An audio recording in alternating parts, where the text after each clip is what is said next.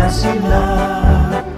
Belajar, bergerak, berbagi untuk negeri, kita menjalin kolaborasi. Belajar, bergerak, berbagi untuk negeri, demi bakti pada Ibu Pertiwi.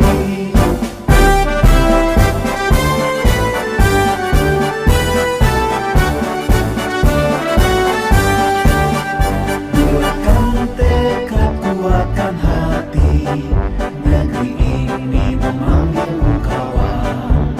Belajar, bergerak, berbagi untuk negeri, guru penggerak majukan pendidikan. Guru penggerak menghamba pada murid, kreatif rancang pembelajaran. Hargai potensi, tingkatkan prestasi, lahirkan profil pelajar Pancasila. Belajar, bergerak, berbagi untuk negeri, kita menjalin kolaborasi.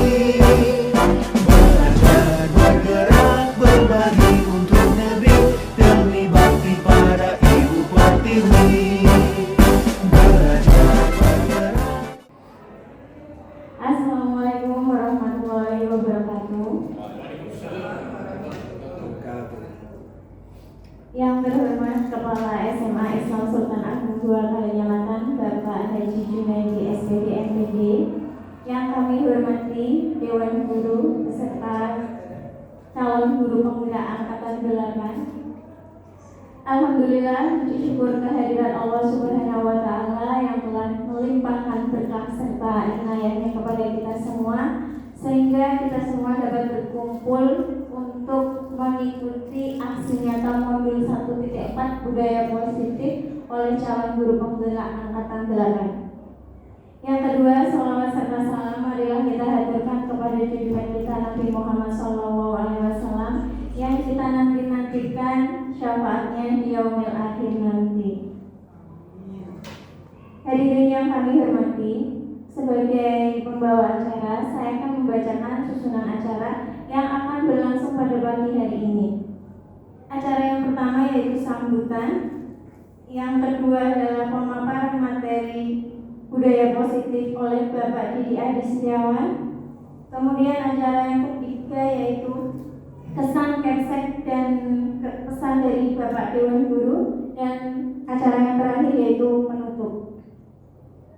Hadirin yang kami hormati, memasuki acara pertama yaitu pembukaan. Marilah acara ini kita buka dengan bacaan basmalah bersama. Mari saya lemparkan. Bismillahirrahmanirrahim. Memasuki acara yang kedua yaitu sambutan dari Kepala Sekolah. Kepada Bapak Haji Junaidi SPD MPD kami persilakan. Assalamualaikum warahmatullahi wabarakatuh. Alhamdulillahirabbil alamin wa bihi nasta'in wassalatu wassalamu alal mursalin sayyidina wa maulana Muhammadin wa ala alihi wa sahbihi ajmain. La haula wa la quwata illa billahil aliyil azim, amma ba'd. Yang saya hormati segenap Dewan Guru SMA Islam Sultan Agung II Kalinyamatan, yang saya hormati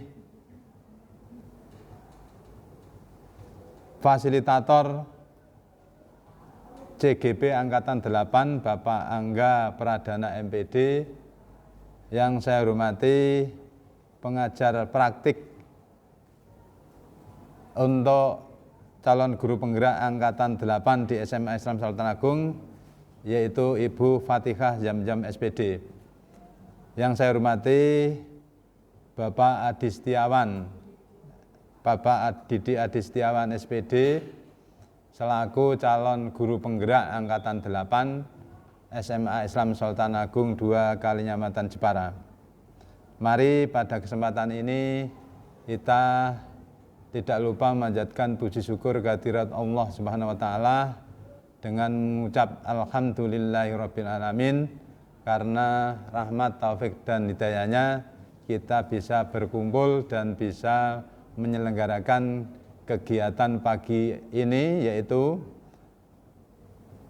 aksi nyata modul 1.4 dengan pokok materi budaya positif calon guru penggerak angkatan 8. Shalawat salam dengan mengucap Allahumma sholli ala Sayyidina Muhammad wa ala ali Sayyidina Muhammad, kita aturkan kepada junjungan kita Nabi Agung Muhammad sallallahu alaihi wasallam.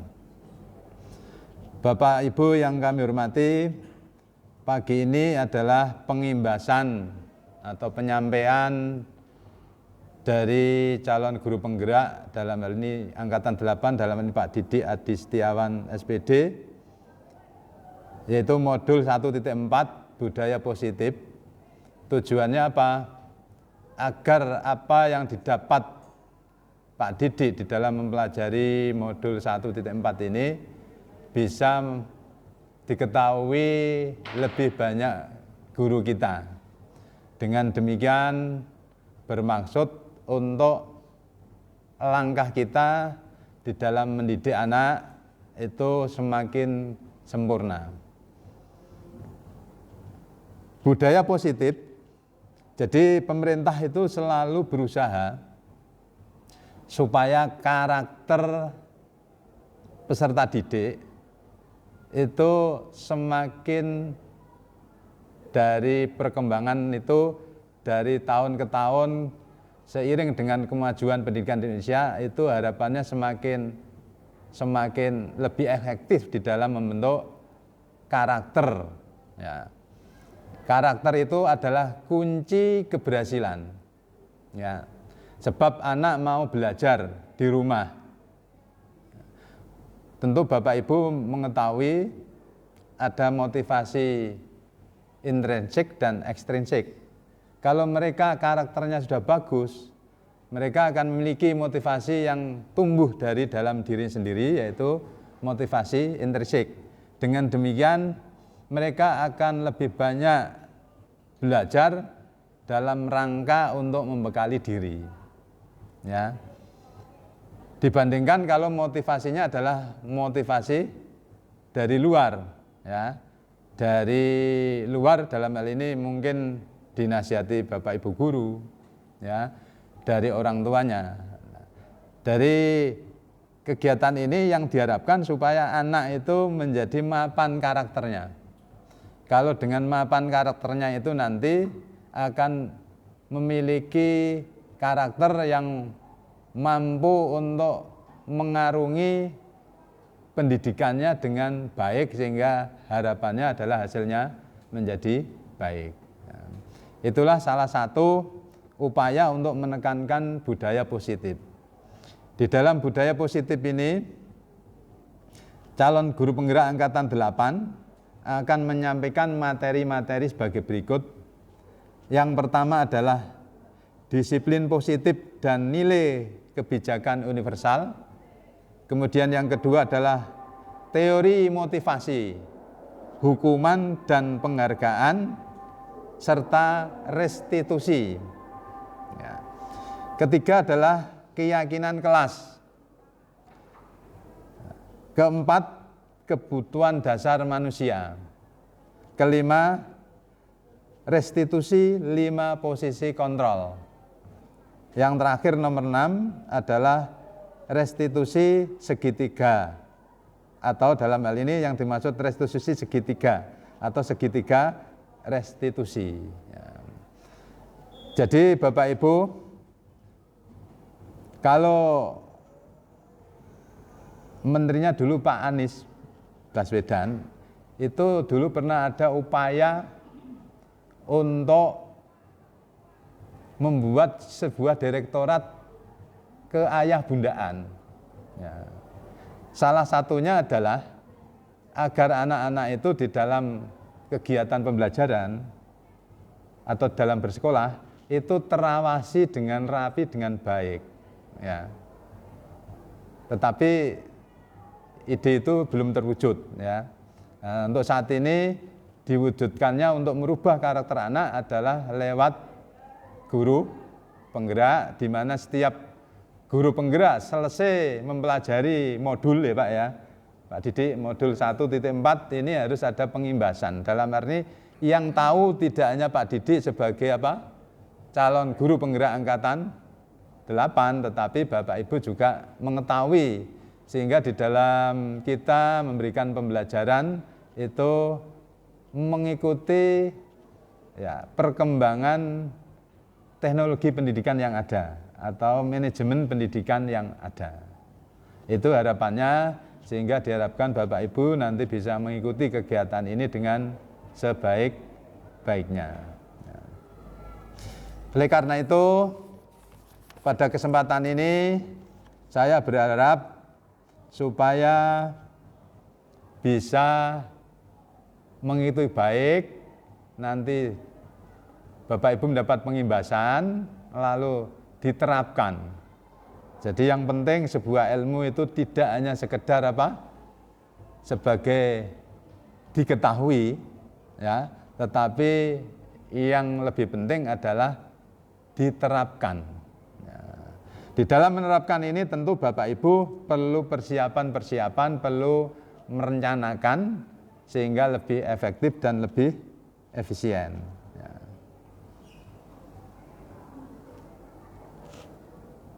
Untuk itu kegiatan ini mari kita buka dengan bacaan basmalah bersama-sama. Kami antarkan. Bismillahirrahmanirrahim. Terima kasih. Wassalamualaikum warahmatullahi wabarakatuh.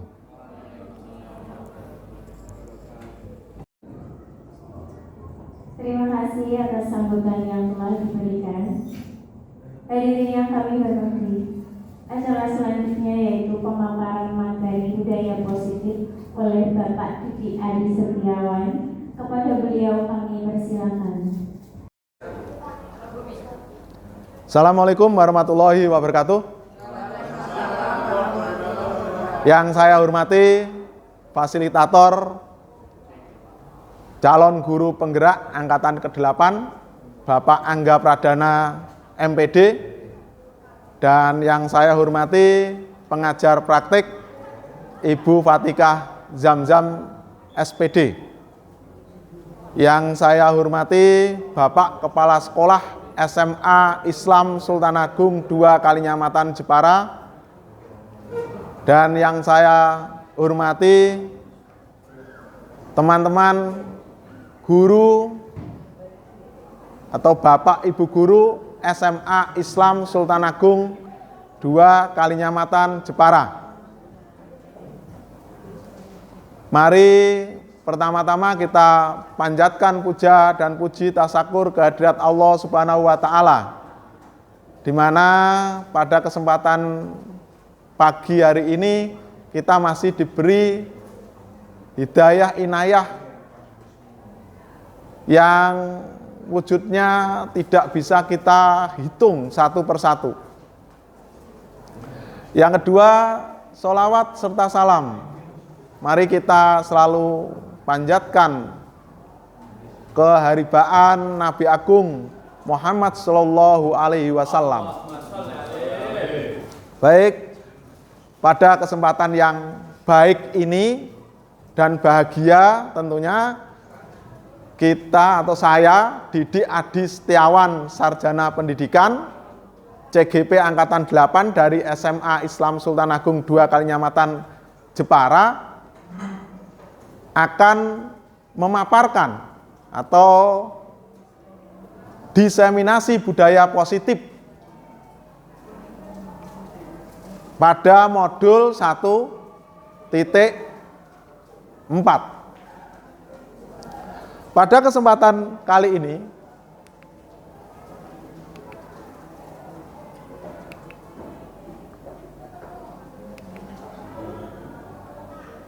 topik dalam kegiatan pagi ini kita ada 6 sebenarnya Bapak Ibu di 1.4 itu. Tapi tentunya kemarin kita sudah melakukan diseminasi terhadap Bapak Ibu yang mulai disiplin positif, motivasi, keyakinan kelas, kebutuhan dasar manusia. Nah, kita sudah sampaikan pada pertemuan yang lalu. Nah, kita pada diseminasi yang kedua ini, sebenarnya diseminasi itu satu kali, ya enggak apa-apa, sekaligus 1 sampai 6 itu. Tapi saya melakukan 2 kali. Ini yang kedua. Karena yang kedua ini saya anggap harus lebih mendasar lagi atau lebih mendalam lagi. Kalau kita sudah mengetahui teori-teori daripada yang pertama, disiplin positif, nilai-nilai kebajikan universal, teori motivasi, keyakinan kelas, kebutuhan dasar. Nah, pada pagi ini kita mencoba melihat sekolah kita, melihat anak-anak kita, melihat diri kita sendiri. Apakah kita sudah bisa mencerna diseminasi yang pertama, yang ada 4 itu? Maka yang kelima dan keenam ini merupakan praktek nyata Bapak Ibu mengenai budaya positif. Dalam slide beberapa yang lalu, saya tentunya tidak masuk kepada 1, 2, 3, 4, ini tidak masuk. Baik, kita lanjutkan pada materi selanjutnya. Ini hanya refresh kembali tentang materi yang telah kita sampaikan pada pertemuan yang kemarin bersama dengan rapat Dewan Guru. Kalau ini kita mencoba lebih mendalam lagi nanti di kegiatan segitiga restitusi. Nah, pada pertemuan kemarin kita telah membahas mengenai motivasi. Kita coba melihat sebelum kita masuk kepada materi motivasi, kita coba Bapak Ibu semuanya, ada sebuah pertanyaan. Bisakah Bapak Ibu menemukan wajah orang yang ada di koral depan ini? Ada berapa wajah orang?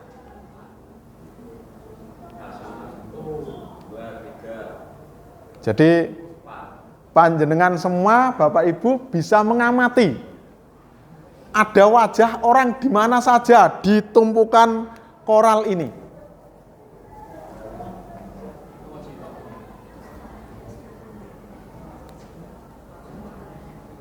Sudah ketemu? Mungkin ada yang bisa menyebutkan, Bapak Ibu Guru, ada berapa? Di posisi mana saja? Pak Lail kalau 4 itu bisa pakai pointer.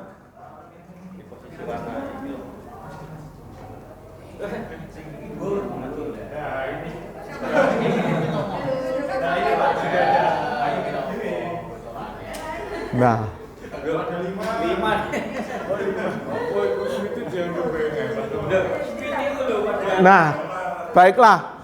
Karena Pak Lail, guru-guru di SMA Islam Sultan Agung ini begitu cerdas, semuanya sudah menguasai. Pasti ada jawabannya di slide berikutnya. Nah, ini yang membuat, misalnya kita sebagai seorang pembicara atau CGP, ya membuat sesuatu hal seperti ini. Di slide berikutnya, kan ini hanya kosong. Karena tadi Pak Lail, saya Pak, mungkin yang lain tidak mengetahui, nek endi yo. Mungkin Pak Lail tadi sudah pernah atau sudah membaca membaca kalau seorang pasti di slide berikutnya ada jawabannya, misal seperti itu. Nah, tadi ya terima kasih Pak Lail sudah selangkah lebih maju dibandingkan yang lain mungkin. Iya. Di sini ada bisa jumlahnya ada 5. Di sini wajah, di sini loh, kecil-kecil ini loh. Kalau panjenengan nanti setelah kegiatan pengimbasan ini, aksi nyata ini, saya akan kirim link daripada materi ini. Kalau di smartphone panjenengan pasti akan lebih jelas karena mungkin resolusinya lebih tajam dibandingkan dengan proyektor yang ada di yang saya pakai ini. Teori motivasi perilaku manusia. Nah, kita tentunya sebelum kegiatan di segitiga restitusi, kita pahami dulu teori motivasi.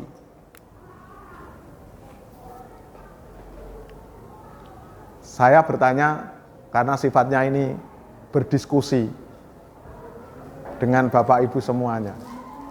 Bu Osi mungkin bisa yang paling pas. Kalau jenengan milih motivasi yang mana, Bu?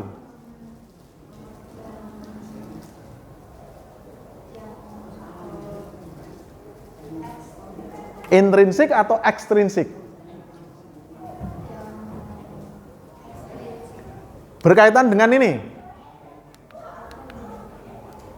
Berkaitan dengan gambar tadi, jenengan kemana? Cenderung kemana? In atau X? Dari dalam. Saya berusaha termotivasi dari dalam saya. Memang ada pertanyaan dari saya, tapi saya hanya sebagai pengantar pertanyaan. Bu Osi tidak ekstrinsik, tidak karena saya, tapi beliau tergerak untuk ingin tahu. Nah, ini motivasi yang paling baik, yaitu intrinsik dari dalam diri kita sendiri. Ibaratnya kalau kita mau melakukan sesuatu, kita dorongan dari dalam lah yang akan menjadikan kita sukses, yang akan membuat perubahan pada diri kita.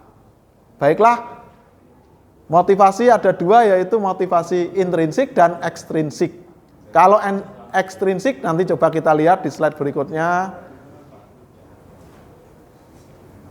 Menghindari ketidaknyamanan dan hukuman, murid melakukan disiplin dari diri karena ia takut dihukum. Ekstrinsik atau intrinsik? Ekstrinsik karena takut dihukum. Bapak Sasmono sangat benar, ekstrinsik. Yang mempengaruhi apa? Karena takut dihukum. Karena takut dihukum oleh Pak Didik. Pasti nanti kalau misal terlambat, suruh putar lapangan.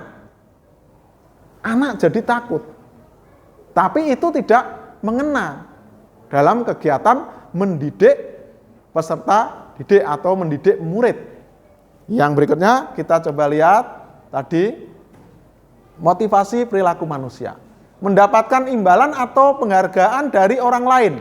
Murid melakukan disiplin diri karena ia ingin mendapatkan imbalan. Ekstrinsik atau intrinsik? Jawabannya bisa ekstrinsik.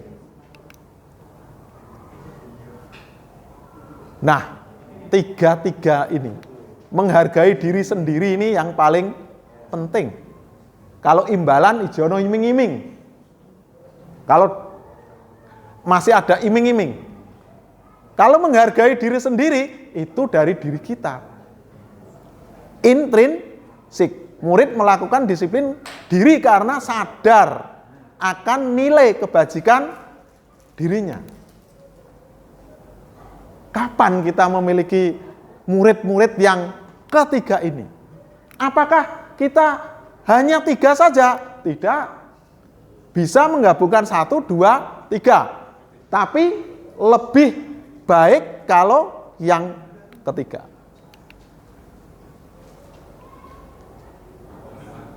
Nah, ini jawabannya Pak Lail.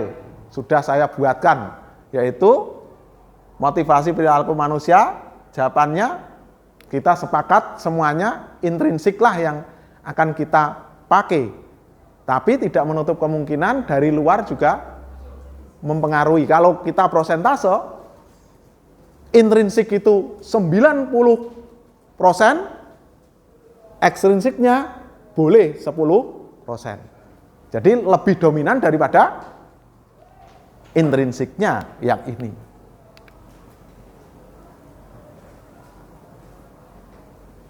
Konsep disiplin dengan identitas gagal. Ini kita coba, nanti ada 3 juga. Hukuman menyakitkan, bisa fisik, non fisik. Anak yang tidak terbiasa untuk push up, misal terlambat disuruh push up, mungkin ini ketemunya hukuman. Tidak nyaman, murid takut, memaksa, murid menyembunyikan kesalahan, murid menjadi rendah diri, menyembunyikan kesalahan. Kalau di sini nanti munculnya adalah, kalau bahasa saya adalah disiplin tikus. Disiplin tikus atau tikus itu disiplin. Kucing itu disiplin, tak kalah ada orangnya yang mengasuh. Tapi liar, tak kalah si pemilik kucing tidak ada. Ini analogi saya seperti itu. Nah, paling indah adalah yang dari diri tadi. Kita ke penghargaan. Apakah penghargaan pas juga? Tidak efektif, merusak hubungan. Merusak hubungan, misal saya memberi penghargaan kepada salah satu murid saya. Kamu sangat bagus. Kamu saya kasih seperti ini. Yang lain, padahal dia lebih pandai atau cakap dalam hitung-menghitung misal. Kebetulan dia tidak nyaman dalam dirinya, agak flu, terganggu kan, kebetulan ulangan harian misal, dia mendapatkan nilai yang kurang begitu baik. Padahal secara di atas kertas, si anak tadi lebih dibandingkan anak yang mendapatkan nilai bagus. Karena sesuatu hal tadi agak tidak fit dalam kondisi tubuhnya, flu, terganggu, maka dia tidak bisa konsentrasi.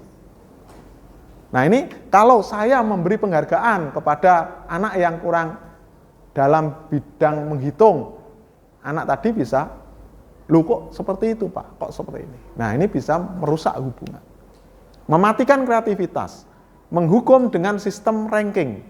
Nah, sistem ranking ini ada sebuah hukuman, menghukum dengan sistem ranking. Makanya ranking ditiadakan. Tapi tidak menutup kemungkinan, Bapak Ibu, kita kemarin kenaikan kelas, mungkin panjenengan semua yang menjadi wali kelas, itu ada yang tanya, "Pak, saya ranking berapa? Anak saya ranking berapa?" Wonten apa mboten? Ya. Rata-rata menanyakan, "Kok enggak ada rankingnya, Pak?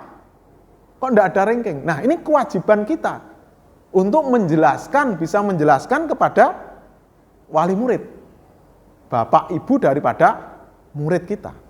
Ini kewajiban kita. Dengan adanya kegiatan seperti ini, maka sedikit banyaknya kita mampu memberi penjelasan kepada wali murid. Merampas hak menghargai dirinya.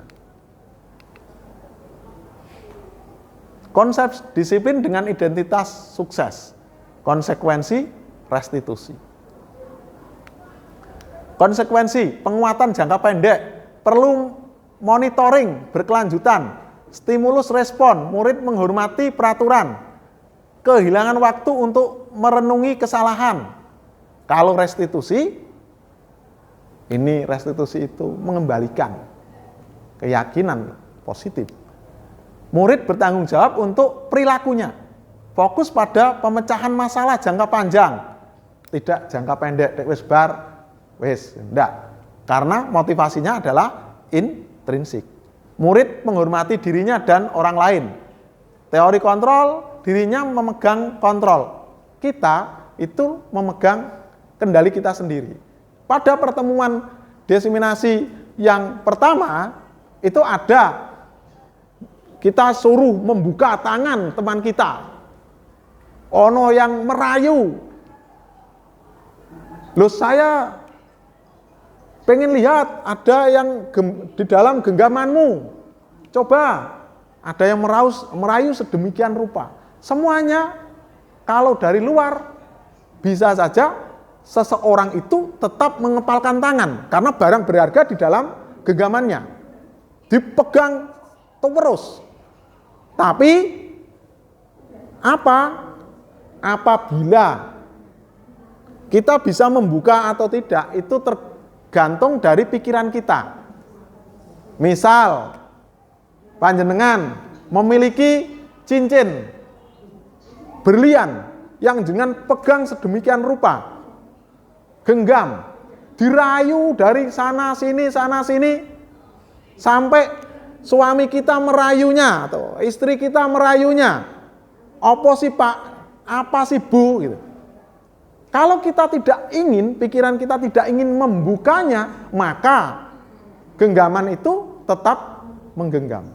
Jadi diri kita yang mengontrol diri kita. Tidak peraturan, tidak yang lainnya.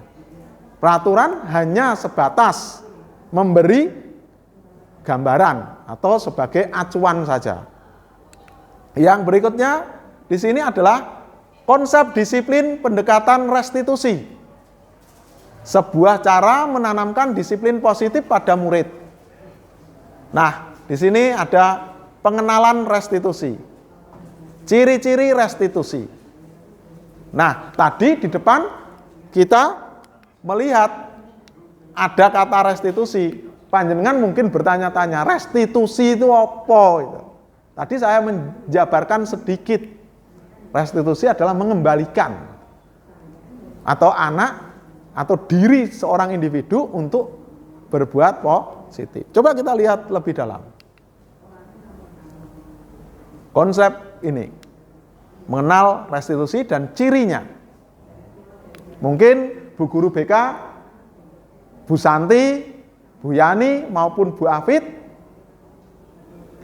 bisa mendalami konsep-konsep ini atau malah menerapkannya tentang restitusi. Apa itu restitusi? Restitusi adalah proses menciptakan kondisi bagi murid untuk memperbaiki kesalahan mereka dengan karakter yang lebih kuat. Ini gosen ini. Tokoh kalau di guru penggerak pasti ngomong mengenai gosen. Kadang saya juga bertanya, referensinya semuanya ke gosen. Ya kalau saya cermati, baik. Tapi setidaknya saran saya kepada guru penggerak yang lain, kita tidak hanya pada modul saja. Kita coba mencari buku tentang ini yang ditulis oleh gosen. Karyanya itu, kita membaca full satu buku. Kalau di dalam modul itu kan cuplikan. Seorang calon guru penggerak hanya membaca di modul tentunya tidak bisa kafah, tidak bisa menyeluruh dalam menghamba pada murid. Kita lanjut, saudara-saudara. Sini. Restitusi adalah proses menciptakan kondisi bagi murid untuk memperbaiki kesalahan mereka dengan karakter yang lebih kuat. Kuncinya adalah di karakter. Dengan budaya-budaya positif. Ciri-ciri restitusi. Bukan menebus kesalahan, namun belajar dari kesalahan. Lah kenapa aku salah? Tidak menebus. Kowe push up. Kalau push up, lari menebus. Tapi kita mengarahkan murid-murid kita, mengarahkan diri kita untuk merenung, belajar. Kenapa? Kok carry?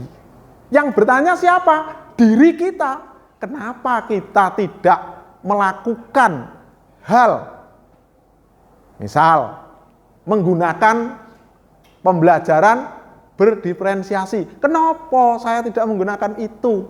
Padahal murid-murid saya tentunya memiliki karakter-karakter yang berbeda-beda.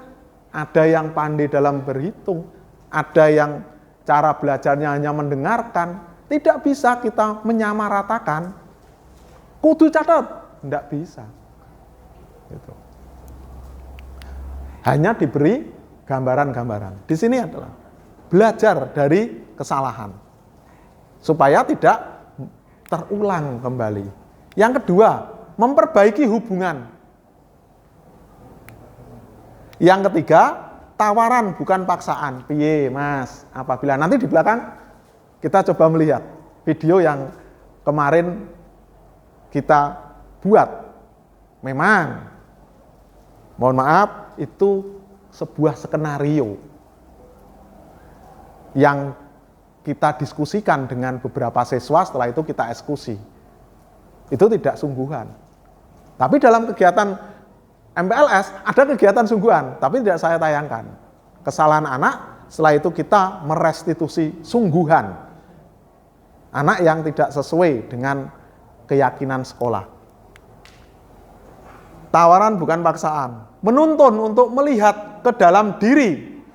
Menuntun untuk melihat ke dalam diri. Piye sih gitu tadi. Yang keempat atau kelima, mencari kebutuhan dasar yang mendasari tindakan. Apabila pada pertemuan pertama kita membahas kebutuhan dasar manusia. Nah, apabila ada anak yang menurut kita melakukan ketidaksesuaian, tidak sesuai dengan keyakinan kelas maupun keyakinan sekolah, kita harus lihat dalam proses restitusi, kita lihat dia melakukan hal tersebut ini terpenuhi tidak kebutuhan dasarnya. Terpenuhi tidak kebutuhan dasarnya itu. Apabila kebutuhan dasarnya itu tidak terpenuhi, maka bisa saja anak tersebut melakukan sebuah penyimpangan. Yang ke-6, fokus pada karakter, bukan tindakan. Pada karakter, yang dibangun adalah karakternya. Pak Sas mungkin masih ingat, Bu Ida, Bu Neng, Bu Sri Mulat, Mawati, mungkin Pak Danang. Waktu itu ada lomba kebersihan kelas. Ada IPA 2 kelihatannya. Tahunnya saya lupa, itu kita jadi juri. Ada siswa atau murid yang namanya Ghazali. Anak dari salah satu desa, yaitu namanya Desa Troso, penghasil tenun, penghasil kain, gitu, yang mendunia tentunya. Itu menulis di pojok kelasnya di lembaran kertas Manila. Itu menulis, sekolah ra kudu pinter, sing penting akhlake bener. Wah, jadi perbincangan. Waktu itu belum ada handphone, gitu. Menjadi sebuah perbincangan.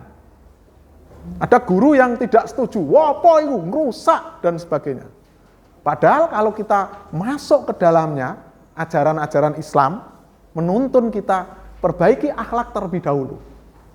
Pinter itu akan. Nah, maksudnya di sini mungkin karakter kita bangun terlebih dahulu.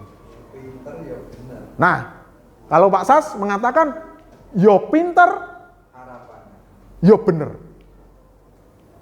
Betul. Tapi kita pelajari adab dulu, akhlak dulu, nanti kamu akan memiliki tanggung jawab. Tek wis akhlaknya benar, dia akan dengan sendirinya akan belajar semaksimal mungkin. Karena dia memiliki sebuah kesadaran. Yang ke-7, menguatkan dan fokus pada solusi. Tidak bahasan kita atau ada bahasan digendruwoni gitu. Ora digendruwoni, diweden-wedeni. Tek kowe ngene, ora munggah. Tek kowe nglakoni ngene meneh. Nah, ini masih banyak kita temukan di dunia sana. Perbedaan, contoh, kasus siswa sering tidak mengerjakan tugas. Hukuman, konsekuensi, restitusi. Guru menghukum siswa tersebut berdiri di lapangan 1 jam. Hukuman itu. Ono ngadeg ngarep kelas. Sikile diangkat siji. Masih ingat di zaman-zaman dulu kala. Zaman-zaman dulu kala, waktu saya SD aja masih. Tapi alhamdulillah pendidikan di Indonesia sedikit demi sedikit mengalami perubahan ke arah yang lebih baik tentunya. Kadang saya berpikir sebagai seorang guru, itu berpikir seperti ini. Apakah di tahun 80-an itu belum ada konsep-konsep yang seperti ini gitu. Kok dilakukan seperti itu gitu. Ini hanya pikiran saya saja. Bisa buat sebuah refleksi. Yang berikutnya masih hukuman. Guru marah dan murid menjadi takut. Wedi pol gitu. Kalau ada guru, misal ada didik lewat, semua siswa tiarap semuanya. Wah, ono didik. Nah, ini tidak benar. Kita mulai hilangkan itu. Yang kedua, konsekuensi. Guru memberikan konsekuensi untuk mengerjakan tugasnya saat istirahat. Dikerjakan sebanyak 3 kali lipat. Yang bolos paginya menulis astagfirullahaladzim atau menulis 10.000. Ada guru yang suruh menulis, bukunya tebal segini misal. Sampai penuh. Nah, ini ada. Ini tidak boleh. Kita harus menghilangkan. Dunia pendidikan harus menghilangkan. Di televisi masih banyak hal-hal seperti itu. Bullying terjadi. Kemarin waktu saya rukol, ruang kolaborasi saya nyeletup. Saya mohon maaf, Bapak fasilitator. Salah satu sekolah itu dibakar oleh siswanya. Apakah di situ belum ada guru penggerak? Nah, itu bahan diskusi yang cukup menarik sekali. Nah, itu hanya selingan, teman-teman. Guru tegas dan siswa menghormati peraturan. Guru tegas, siswa menghormati peraturan. Sekarang yang restitusi. Harapan kita adalah di sini, Bapak Ibu guru. Restitusi ini. Guru menanyakan keyakinan kelas dirinya dan membantu siswa menyelesaikan masalahnya. Pada pertemuan yang pertama, Bu Osi masih ingat mungkin ya, waktu rapat Dewan Guru, itu kita telah membahas dan membuat tentang keyakinan kelas yang ditempel-tempel di papan tulis gitu. Nah, akhirnya ketemu keyakinan kelasnya adalah ini. Berdasarkan nilai-nilai kebajikan yang bermuara pada profil pelajar Pancasila. Nah, yang kedua, guru terbuka dan siswa menghormati dirinya dan orang lain. Siswa menghormati dirinya. Kalau guru itu terbuka, ngomong. Akhirnya berbicara apa adanya. Oh, tadi malam saya itu rumah itu ada tetaan adik saya atau hitan adik saya sehingga saya harus membantu bapak ibu saya. Akhirnya saya ngantuk, Pak, dan terlambat berangkat sekolah. Mungkin seperti itu terbukanya. Nah, ini kalau saya tanya lagi, Pak Lail pasti ngeklik di sampingnya, slide setelahnya nanti. Tidak usah ya, tidak usah. Coba kita melihat gitu. Nah ini, mencatat hukuman. Semuanya hukuman. Hukuman. Konsekuensi menggantikan kertas tugas teman-teman yang telah dicoret-coret. Membersihkan tumpahan air di meja tulis karena tersenggol pada saat belajar dan sebagainya. Konsekuensi. Pelajaran ketiga, tadi kita sudah konsekuensi, hukuman, berkaitan definisi restitusi, ciri-ciri restitusi. Kita keyakinan kelas.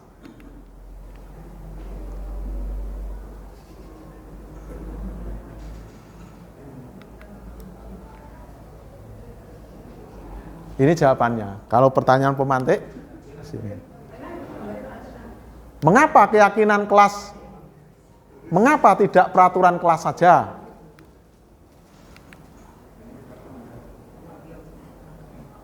Contoh ilustrasi saja ini. Mengapa kita memiliki peraturan tentang penggunaan helm pada saat mengendarai kendaraan roda 2 atau motor? Mengapa kita memiliki peraturan tentang penggunaan masker saat COVID dulu? Mengapa kita memiliki peraturan harus datang tepat waktu atau sebelum pembelajaran dimulai di sekolah? Ini semuanya peraturan. Beda dengan keyakinan nilai-nilai kebajikan universal yang disepakati secara tersirat dan tersurat, lepas dari latar belakang suku, negara, bahasa maupun agama. Tentunya sumbernya dari motivasi intrinsik, lebih tergerak dan bersemangat untuk menjalankan keyakinan. Yang berikutnya hanya sekedar mengikuti serangkaian peraturan tertulis tanpa makna.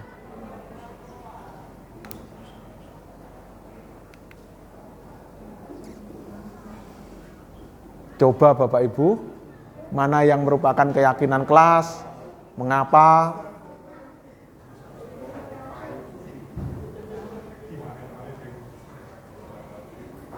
Kami murid yang bersemangat. Mana yang keyakinan kelas? Mana? Keyakinan kelas yang mana?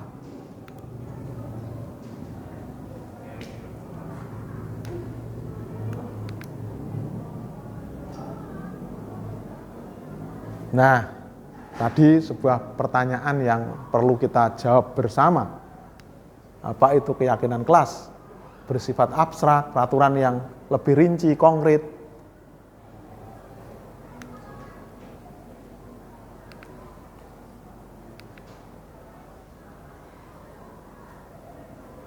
Ini nilai-nilai kebajikan yang perlu kita ketahui.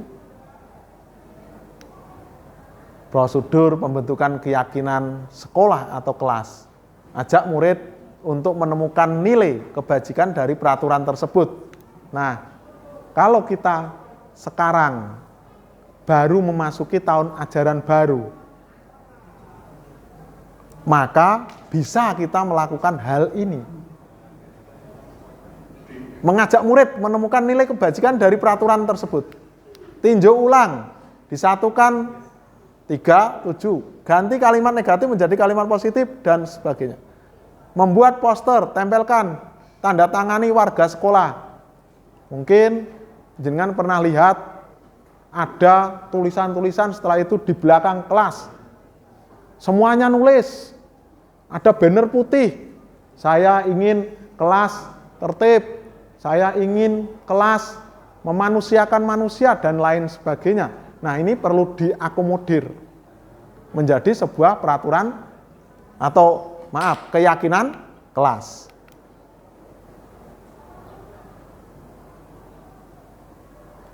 Respon murid terhadap keyakinan kelas, refleksi dari aksi menyusun keyakinan kelas. Pelajaran kelima. Konsentrasi kita ke pelajaran 5. Restitusi. Ada 5 posisi kontrol yang bisa dilakukan seorang guru atau orang tua.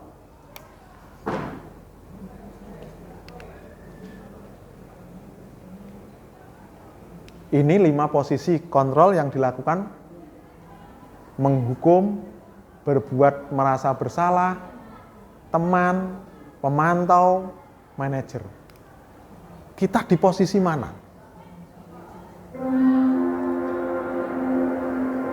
Sebelum kita masuk ke sini, coba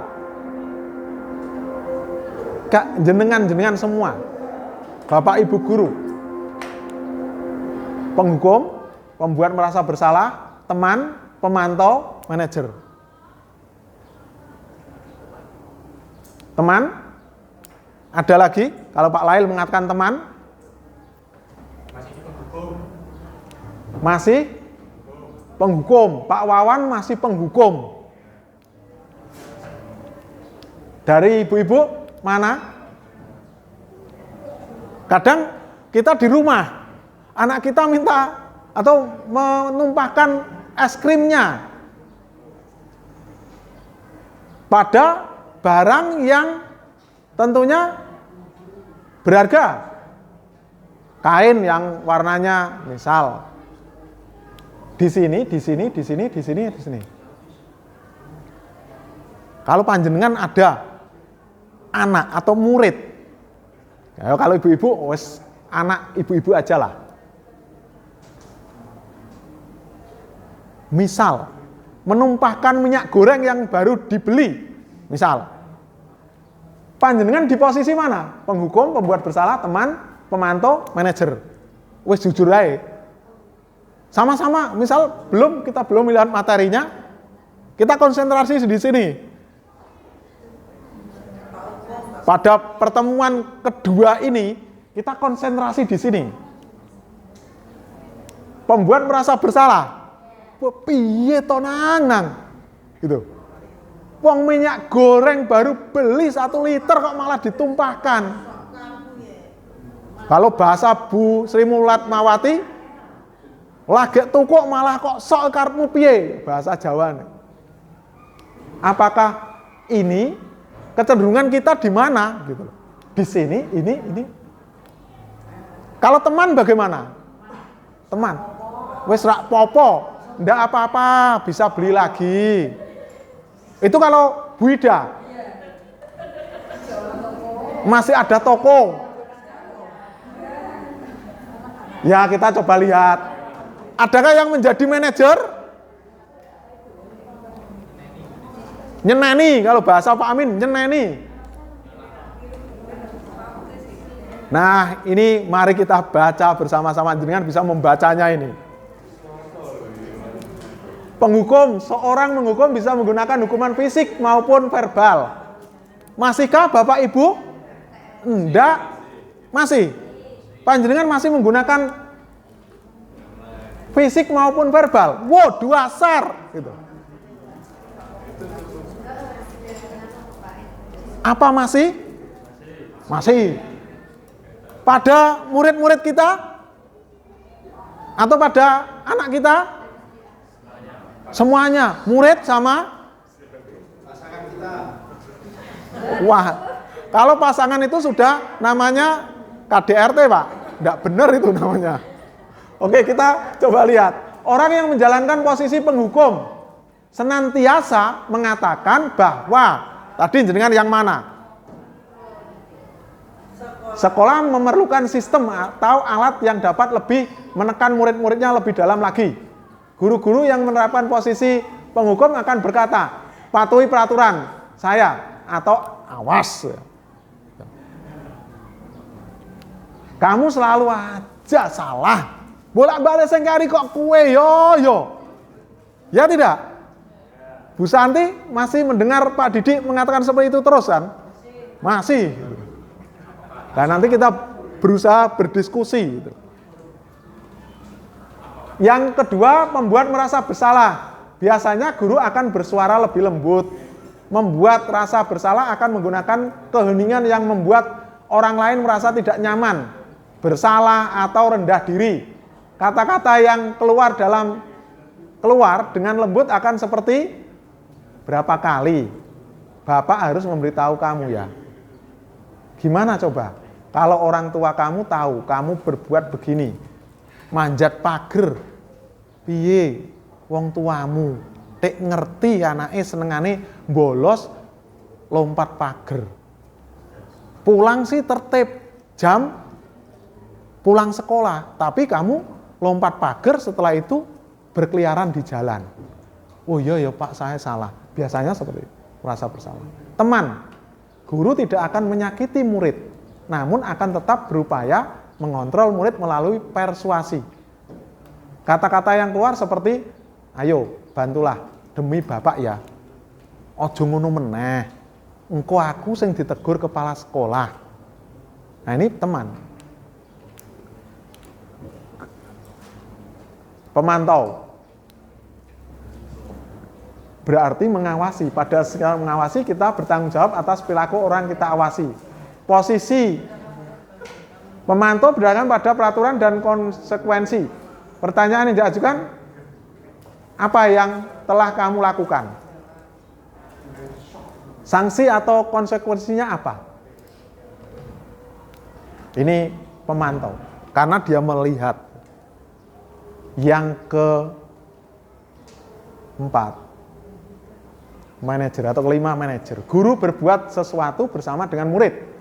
Mempersilahkan murid mempertanggungjawabkan perilakunya.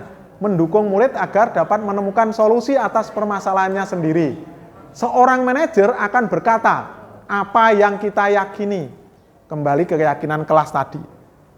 Jika kamu meyakininya, apakah kamu bersedia memperbaikinya? Nah ini manajer.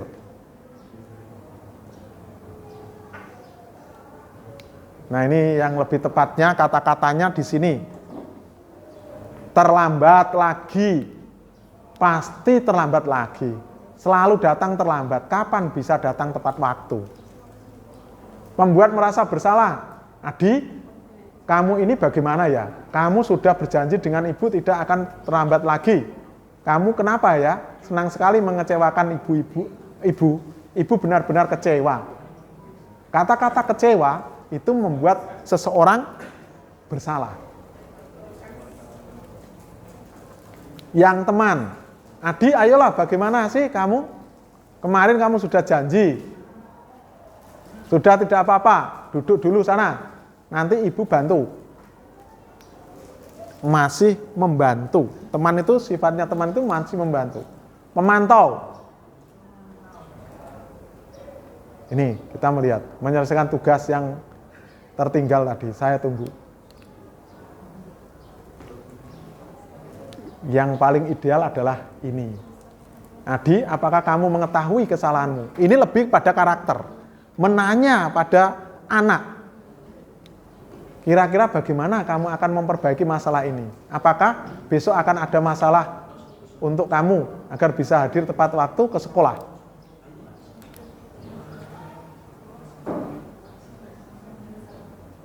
Ada posisi kontrol.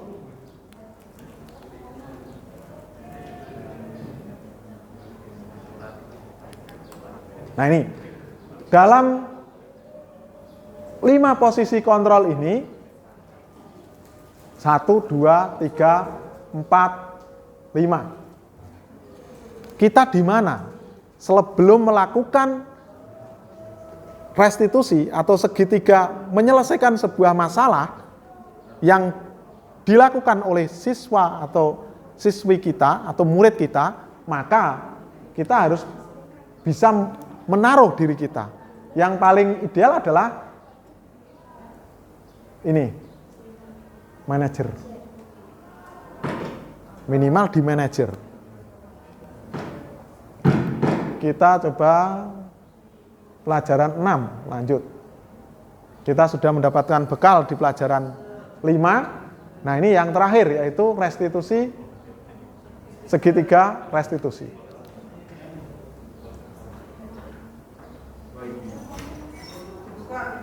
Kita melihat praktek daripada kegiatan segitiga restitusi.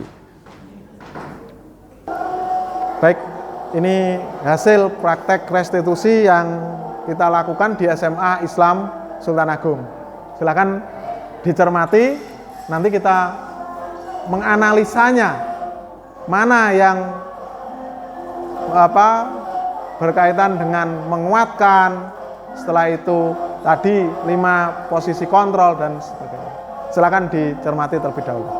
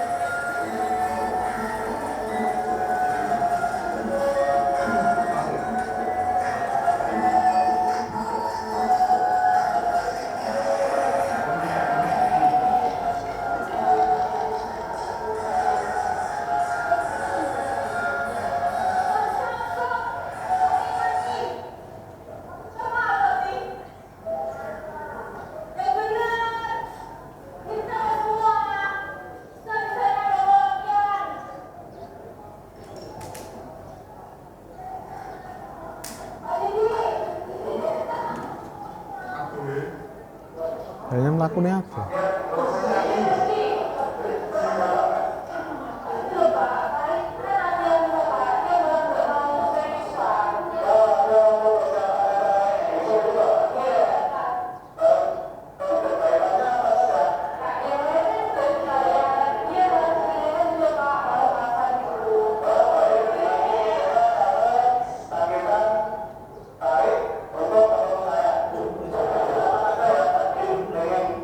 Di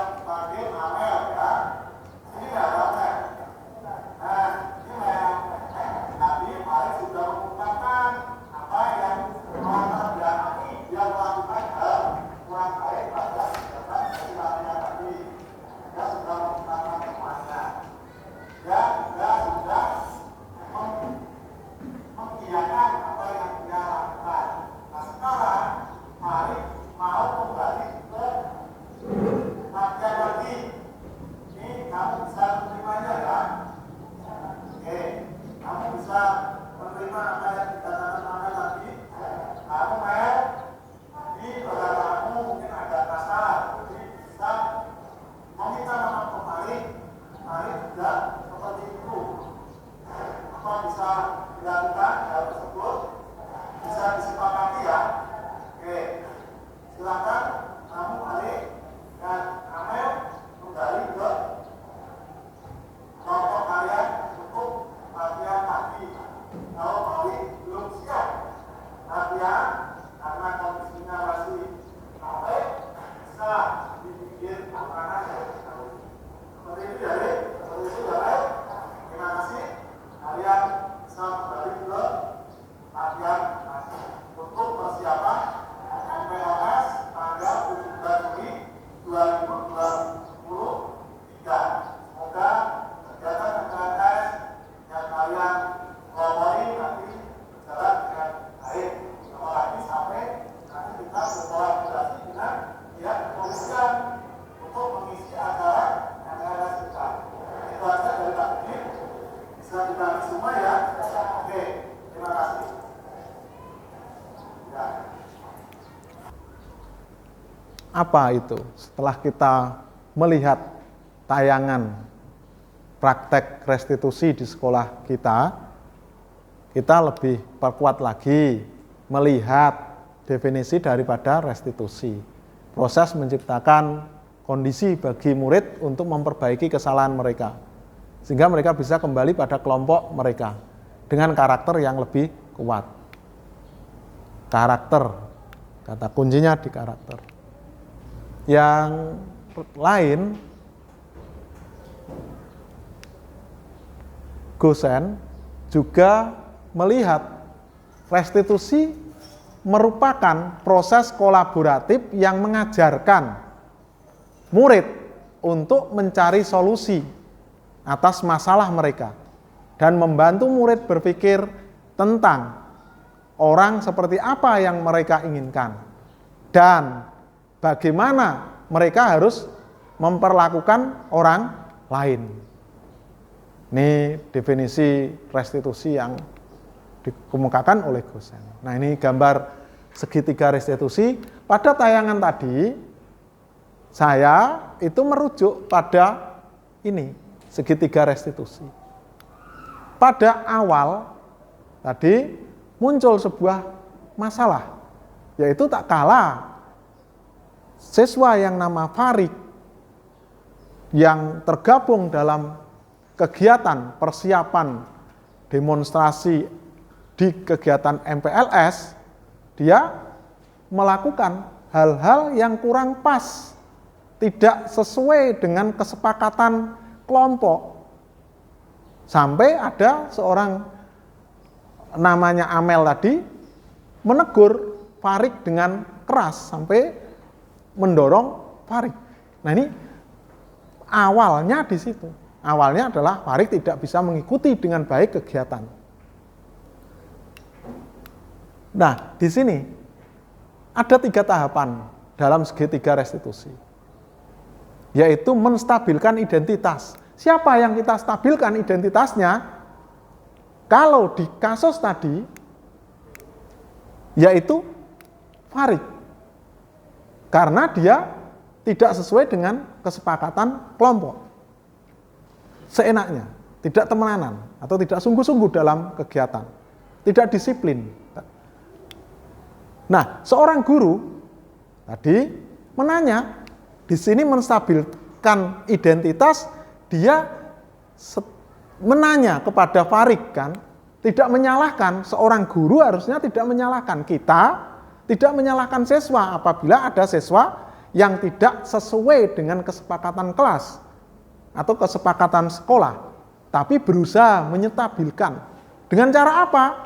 Menyetabilkannya adalah mengatakan, kata yang sering kita pakai adalah tadi seorang guru atau bapak didik tadi mengatakan, oh iya Farid, semua orang pasti pernah melakukan hal tersebut. Tidak malah kamu tahu latihan kok malah tidak temenanan atau tidak sungguh-sungguh. Nah, ini tidak seperti itu. Tapi berusaha menstabilkan si yang tidak sesuai si Farik tadi, setidaknya dia akan merasa aman, nyaman terlebih dahulu. Loh, iya yo, dengan perkataan iya, semua orang pasti pernah melakukan hal yang sama seperti yang kamu lakukan. Nah, itu menstabilkan identitas. Setiap orang pasti pernah melakukan kesalahan. Tidak ada orang yang tidak pernah melakukan kesalahan, tapi beda-beda konteksnya. Nah, ini kata yang lain, kamu bukan satu-satunya yang pernah melakukan ini. Bisa saja seorang guru tadi, saya juga pernah melakukan hal yang sama dengan seperti yang kamu lakukan. Tetapi waktu itu, nah masih ada kelanjutannya. Stabilkan dulu identitas anak. Yang tidak sesuai dengan kesepakatan yang diambil oleh salah satu kelompok atau kelas kita. Kalau tadi contohnya adalah kelompok ya, kelompok latihan tadi. Kesepakatannya harus disiplin dan sebagainya tadi. Nah, yang tahap keduanya adalah validasi kebutuhan. Kamu tentu punya alasan mengapa melakukan itu. Adakah cara yang lebih efektif untuk mendapatkan apa yang kamu butuhkan? Yang dibutuhkan Farik apa sebenarnya? Yaitu istirahat. Dia harusnya istirahat, tidak ikut dalam latihan. Pertama kita menstabilkan identitas. Tidak menjustis, tidak menyalahkan langsung. Nah, setelah itu validasi kebutuhan. Kebutuhan apa? Kalau kasusnya tadi Farik, kebutuhannya adalah istirahat.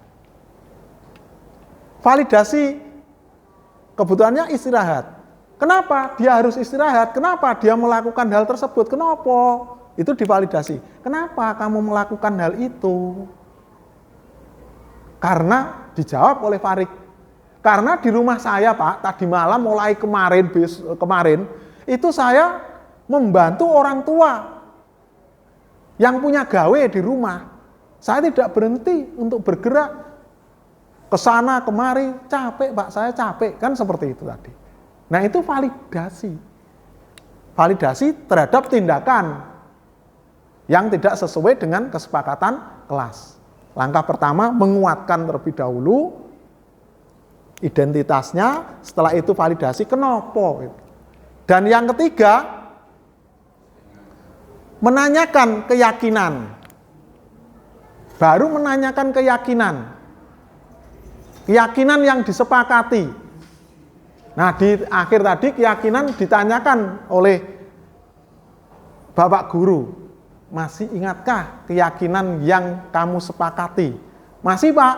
Tadi dijawab seperti itu. Apa? Disiplin, Pak. Tanggung jawab, Pak. Akhirnya dia mengakui, muncul dari dirinya. Orang seperti apa yang diinginkan? Itu di sini. Coba kita lihat, ini gambar segitiga restitusi. Setiap calon guru penggerak pasti mempelajari hal ini. Ini pasti. Kalau kita belum, atau Bapak Ibu belum, atau masih nunggu untuk daftar calon guru penggerak angkatan 9 dan angkatan 10, setidaknya panjenengan sudah mengetahui materi ini terlebih dahulu. Kalau memang tidak lolos dalam kegiatan tersebut, tujuan kegiatan ini adalah memberi pelayanan kepada siswa kita dengan paradigma yang baru. Tidak lagi dengan paradigma yang lama.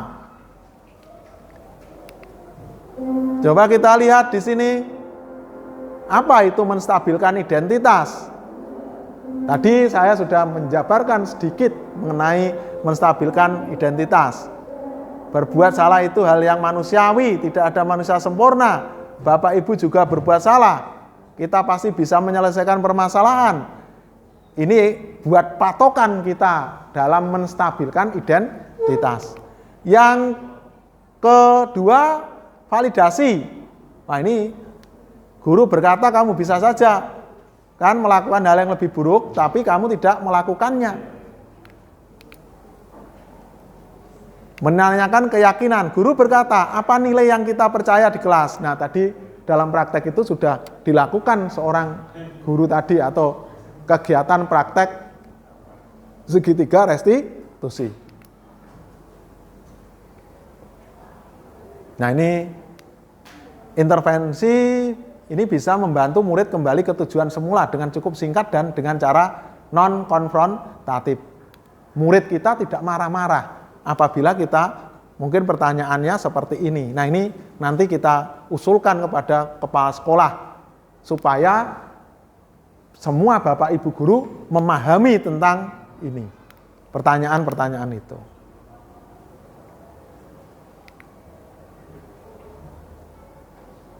Nah, kita sudah sampai pada refleksi. Hal baru apa yang mengubah paradigma saya, yang saya dapatkan? Perasaan apa yang muncul selama mengikuti sesi ini, khususnya mengenai makna disiplin dan motivasi intrinsik? Peran Among seperti apakah yang saya lakukan? Saya akan menjadi Among yang seperti apakah setelah mengikuti modul ini? Saya berharap Bapak Ibu semua bisa memberikan tanggapan tentang 1, 2, 3, 4. Oke Pak Didi, terima kasih atas waktu yang diberikan. Saya akan mengomentari mengenai apa yang saya rasakan dan setelah saya mendapatkan ilmu dari jenengan ini. Pertama untuk yang nomor 1, hal baru apa saja yang mengubah paradigma saya. Terutama yang saya dapatkan dari pembelajaran kali ini adalah bagaimana cara saya untuk menghadapi siswa, terutama dalam proses belajar mengajar. Ketika siswa tidak mengerjakan tugas dan sebagainya, ternyata sikap saya selama ini masih salah. Gitu ya. Jadi dari ilmu yang Pak Didi terapkan pada kami pertama hari ini mengubah paradigma saya bagaimana saya harus bersikap pada siswa. Dan insya Allah untuk yang pertemuan selanjutnya akan saya terapkan langsung ke siswa agar nanti dampak positifnya bisa dirasakan oleh siswa yang lain. Terima kasih atas waktunya.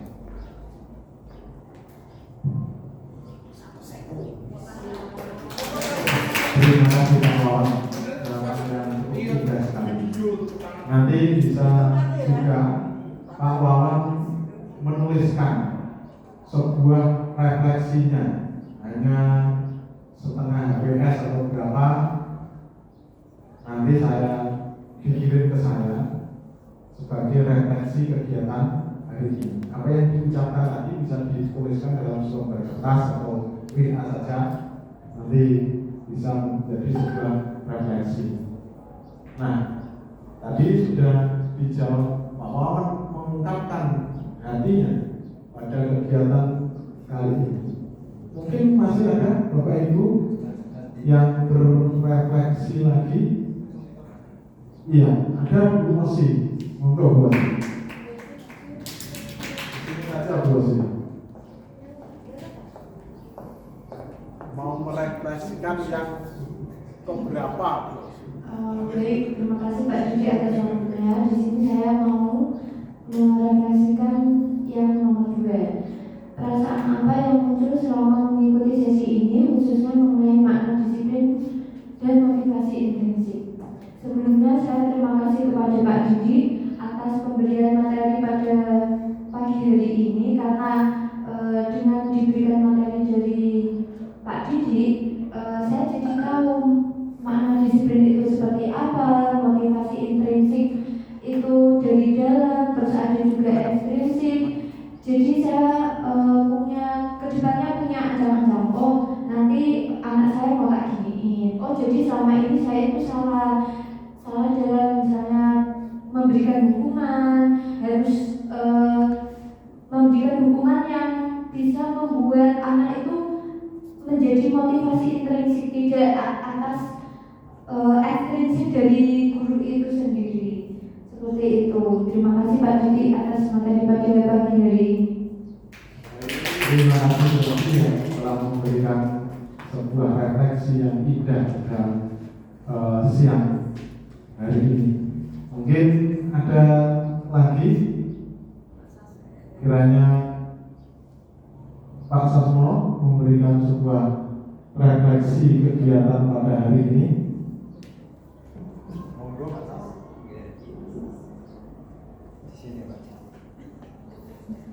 Iya. Terima kasih. Assalamualaikum warahmatullahi wabarakatuh. Alhamdulillah pagi ini saya ada pencerahan dari Pak Didi tentang bagaimana menangani siswa, tentang refleksi bagaimana memberi mana disiplin dan motivasi. Berarti selama ini saya keliru di dalam menangani anak itu. Tadi kan saya melihat penanganan anak itu sering kita hukuman. Orang bocah telat, ngader 5 menit, 10 menit, baru kita suruh duduk, kemudian kita kasih motivasi. Anak yang terlambat, mungkin yang tidak suruh bubut sudah. Itu paradigma lama itu selalu begitu. Rasanya Pak Jun itu anak-anak terlambat, nggak ikut pelajaran disuruh nulis Arab 1 halaman, seperti itu. Ternyata salah ya Pak Jun ya, nggak salah. Ya, berarti kita harus bagaimana memberikan motivasi yang tadi disiplin hukuman menjadi suatu yang restitusi tadi. Ya Pak, restitusi itu mengembalikan anak karakter anak, mendidik anak dengan karakter. Ya kalau di pokok gerjone, gegere, ya gerjone gegere. Ya nanti, langsung telat mana ya, telat itu ketinggalan pelajaran. Buat kamu mau apa? Ketinggalan pelajaran kamu nggak bisa. Dan itu sikap yang tidak baik. Yang mari besok pagi ya kudu ojo telat mana, saya ngapain. Terima kasih Pak Didi, pencerahannya luar biasa ini. Oke. Assalamualaikum warahmatullahi wabarakatuh. Ya. Terima kasih. Assalamualaikum warahmatullahi wabarakatuh. Setelah kami mengikuti apa yang dipaparkan oleh Bapak Didi Adi Setiawan SPD, ya, nanti juga gantian ya Pak yang memberikan ini dalam rangka untuk penajaman, ya. Karena apa yang disampaikan oleh Pak Didi ini harus kita pahami, lalu nanti kita terapkan. Ya.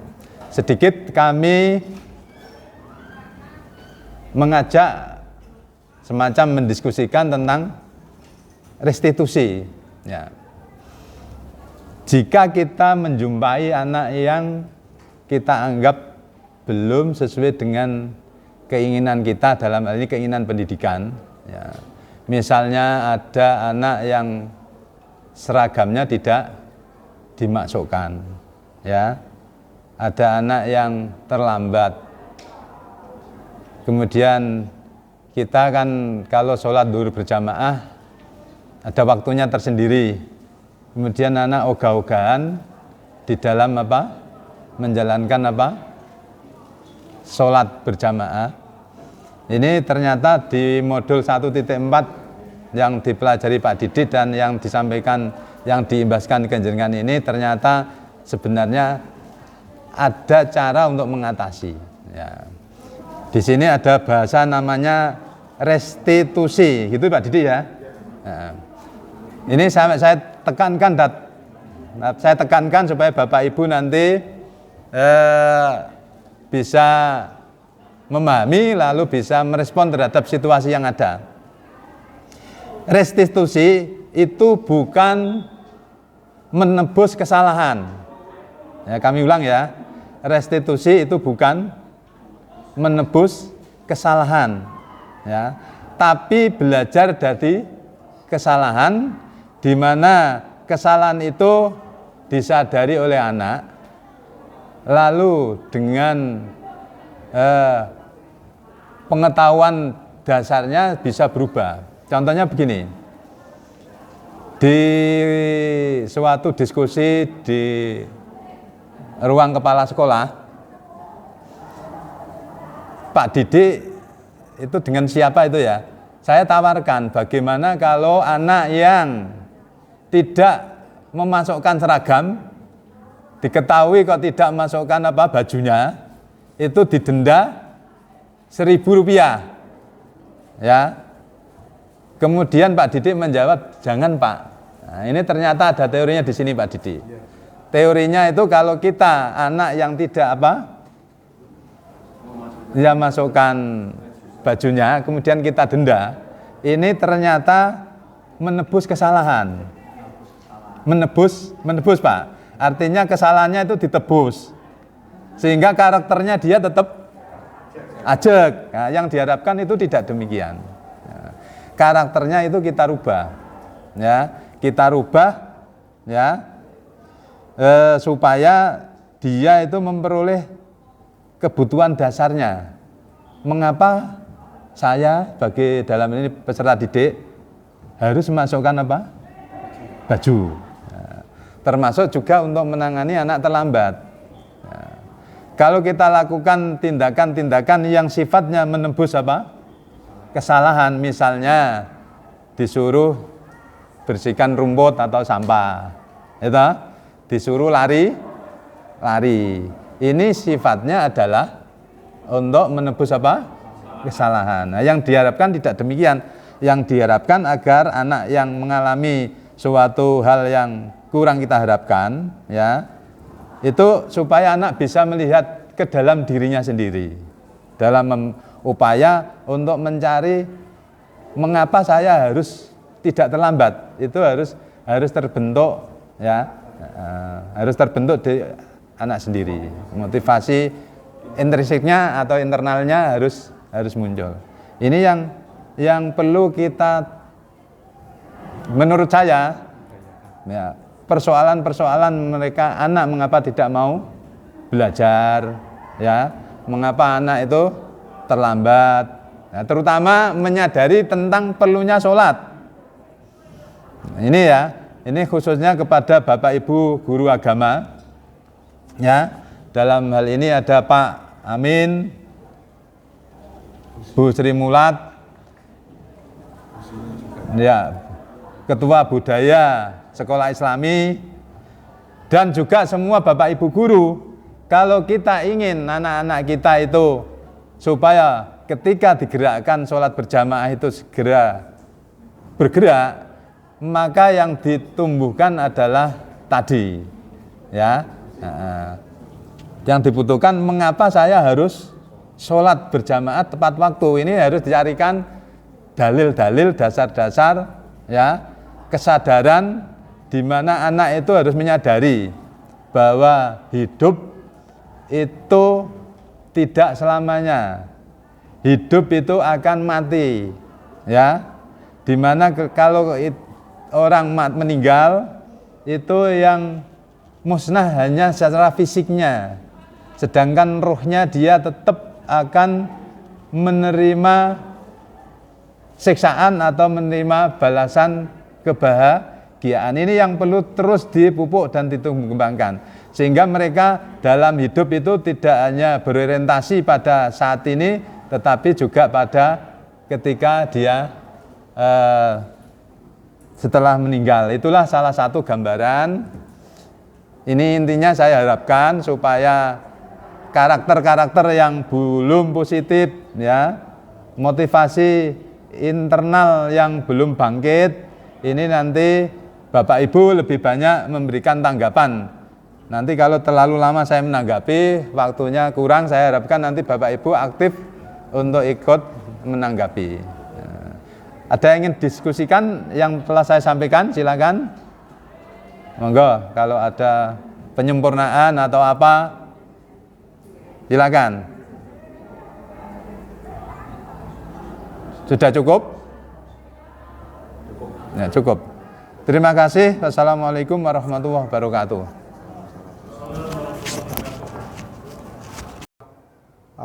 Penghargaan tersendiri terhadap panjenengan semua dari saya.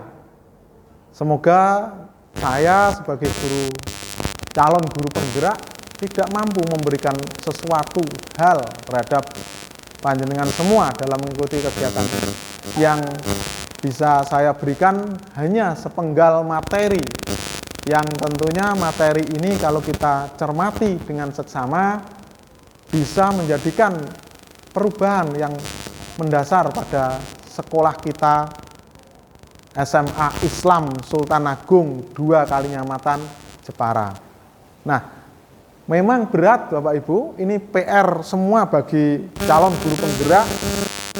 Tidak hanya kalau membuat kegiatan atau praktek, semoga ini saya tidak berdoa ada yang tidak sesuai dengan kesepakatan sekolah, kesepakatan kelas, jumlahnya banyak. Tidak berdoa seperti itu. Syukur tidak ada yang tidak sesuai, semuanya sesuai dengan kesepakatan kelas maupun kesepakatan sekolah. Tetapi apabila, ini sebuah PR besar pada diri saya, yaitu apabila ada beberapa atau lebih dari sekian puluh setiap hari yang tidak sesuai dengan kesepakatan kelas, terutama kesepakatan sekolah. Kebetulan saya seorang kesiswaan. Nah, saya masih melihat banyak beberapa siswa yang tidak sesuai dengan kesepakatan sekolah. Nah, merestitusinya itu kapan? Kalau jumlahnya banyak, harus menggunakan segitiga restitusi. Tetapi, sementara saya jawab, penggunaan segitiga restitusi bisa dilakukan kapan saja. Yang penting kita memiliki data daripada anak yang tidak sesuai dengan kesepakatan kelas. Semoga pertemuan hari ini tidak hanya semata-mata sebuah pertemuan tanpa makna, tetapi awal dari adanya sebuah perubahan di sekolah kami, SMA Islam Sultan Agung 2 Kalinyamatan, Jepara, yang menjadi sekolahnya manusia dan memanusiakan manusia. Nah, ini kalau kita pegang itu, insya Allah tidak akan ada hukuman yang seperti yang dikatakan tadi beberapa bapak atau ibu di sekolah kita, mulai menjalankan budaya positif dengan bermuara, berpijak pada profil pelajar Pancasila. Terima kasih atas perhatiannya.